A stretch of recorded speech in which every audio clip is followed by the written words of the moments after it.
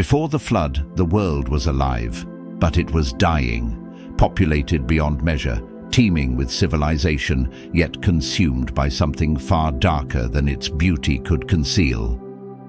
Genesis chapter 6 records the state of the world at one of its darkest moments. The Lord looked down upon his creation, and what he saw broke his heart. The Lord saw how great the wickedness of the human race had become on the earth, and that every inclination of the thoughts of the human heart was only evil all the time. The Lord regretted that he had made human beings on the earth, and his heart was deeply troubled. And so God made a decision that would reshape the entire earth. So the Lord said, "I will wipe from the face of the earth the human race I have created, and with them the animals, the birds, and the creatures that move along the ground, for I regret that I have made them." But in the middle of that sentence, a pause, one name, one exception. But Noah found favor in the eyes of the Lord. Who was this man? The Bible doesn't leave us guessing. Noah was a righteous man, blameless among the people of his time, and he walked faithfully with God. Then God spoke directly to Noah, and what he said must have been staggering. So God said to Noah, "I am going to put an end to all people, for the earth is filled with violence because of them. I am surely going to destroy both them and the earth."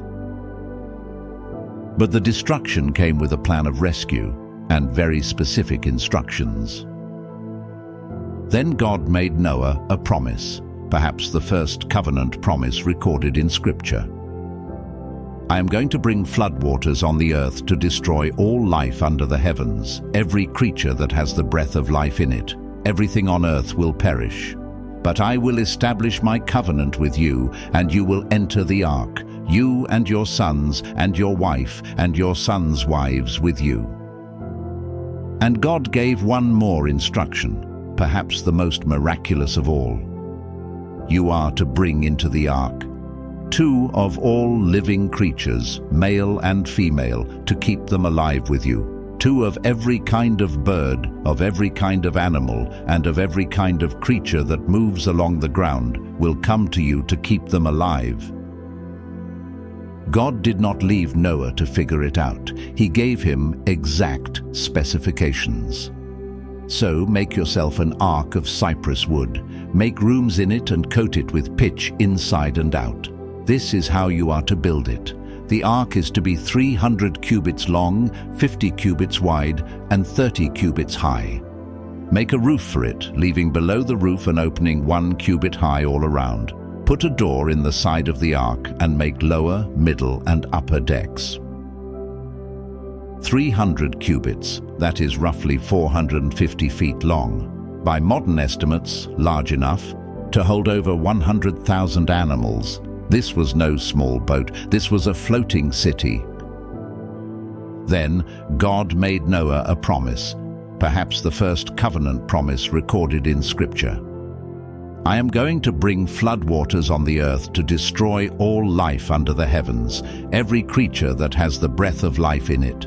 Everything on earth will perish, but I will establish my covenant with you, and you will enter the ark, you and your sons and your wife and your sons' wives with you."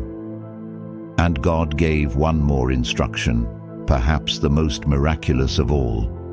"You are to bring into the ark 2 of all living creatures, male and female, to keep them alive with you. 2 of every kind of bird, of every kind of animal, and of every kind of creature that moves along the ground will come to you to keep them alive." What happened next is one of the great acts of obedience in human history. Noah did everything just as God commanded him. He didn't argue, he didn't negotiate, he didn't ask God for a second opinion, he built. Then, when the ark was ready, God spoke again with a timeline. "The Lord then said to Noah, 'Go into the ark, you and your whole family, because I have found you righteous in this generation. 7 days from now I will send rain on the earth. for 40 days and 40 nights, and I will wipe from the face of the earth every living creature I have made." Then something miraculous happened, something no human hand could have arranged. Pairs of clean and unclean animals, of birds, and of all creatures that move along the ground, male and female, came to Noah and entered the ark, as God had commanded Noah. They came to him, not the other way around. When everyone and everything was aboard, the Bible records one of its most quietly devastating verses. "Then the Lord shut him in." God shut the door, not Noah, God. And once that door was closed, the grace period for the world outside had ended. On the 17th day of the second month, in the 600th year of Noah's life, it began. On that day, all the springs of the great deep burst forth, and the floodgates of the heavens were opened, and rain fell on the earth 40 days and 40 nights. It wasn't just rain falling from above. The earth itself opened up. Waters from beneath and above converged. There was no escape. The waters rose and rose and rose. The waters rose and increased greatly on the earth, and the ark floated on the surface of the water. They rose greatly on the earth, and all the high mountains under the entire heavens were covered. The waters rose and covered the mountains to a depth of more than 15 cubits. Every mountain covered completely, a world submerged. Scripture doesn't soften what happened next. Every living thing that moved on land perished. Birds, livestock, wild animals, all the creatures that swarm over the earth, and all mankind. Everything on dry land that had the breath of life in its nostrils died. Every living thing on the face of the earth was wiped out. People and animals and the creatures that move along the ground and the birds were wiped from the earth. Only Noah was left, and those with him in the ark. The waters prevailed for 150 days, 5 months of silence, 5 months of floating, then one of the most beautiful sentences in all of Scripture. But God remembered Noah and all the wild animals and the livestock that were with him in the ark, and he sent a wind over the earth, and the waters receded. God remembered. He had never forgotten. But in the language of covenant relationship, to remember means to act. And now, God acted. Slowly, steadily, the waters retreated. The springs of the deep closed. The floodgates of heaven shut. And on the 17th day of the 7th month, the ark came to rest on the mountains of Ararat. The waters continued to recede until the 10th month, and on the first day of the 10th month, the tops of the mountains became visible. After 40 days aboard the resting ark, Noah began to test the world outside. Then he sent out a dove to see if the water had receded from the surface of the ground. But the dove could find nowhere to perch because there was water over all the surface of the earth, so it returned to Noah in the ark. He reached out his hand and took the dove and brought it back to himself in the ark. He waited 7 more days, then sent the dove again. When the dove returned to him in the evening, there in its beak was a freshly plucked olive leaf. Then Noah knew that the water had receded from the earth. 7 more days, one final sending. This time, the dove did not return. 601 years old, Noah had been on the ark for over a year.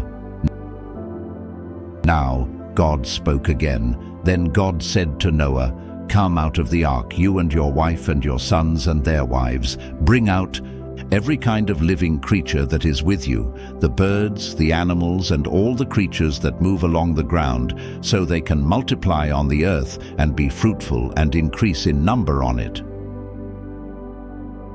And what did Noah do? The very first thing, upon reaching dry land, after one of the most harrowing experiences in human history. Then Noah built an altar to the Lord, and taking some of all the clean animals and clean birds, he sacrificed burnt offerings on it. He didn't survey the land. He didn't take stock of his resources. He didn't plan his next move. He built an altar.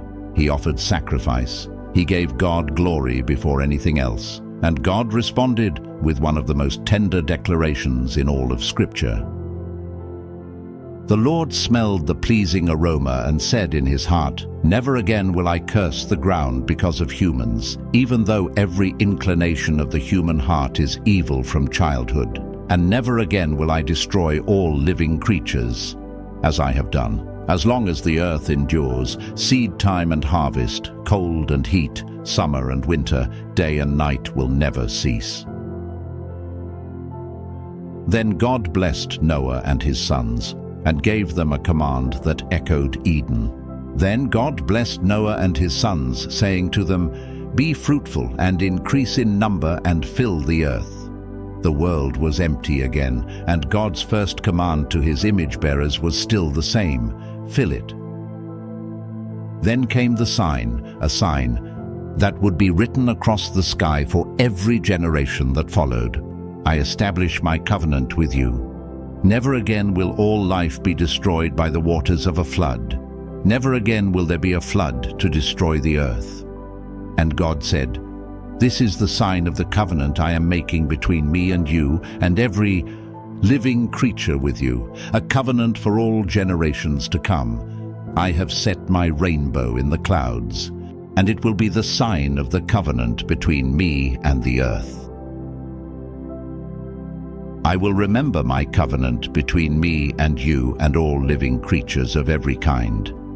Never again will the waters become a flood to destroy all life.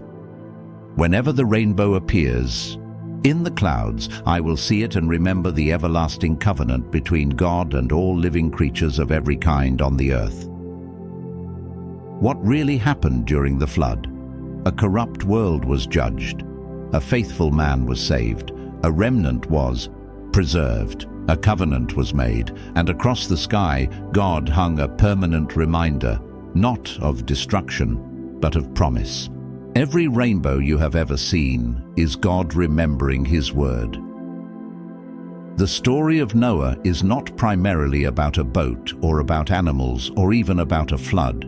It is about a God who sees corruption and cannot ignore it, but who also sees faithfulness and will not let it be lost. A God who judges and a God who saves, and a God who seals both with an oath written in light. Whenever the rainbow appears in the clouds, I will see it and remember the everlasting covenant between God and all living creatures of every kind on the earth.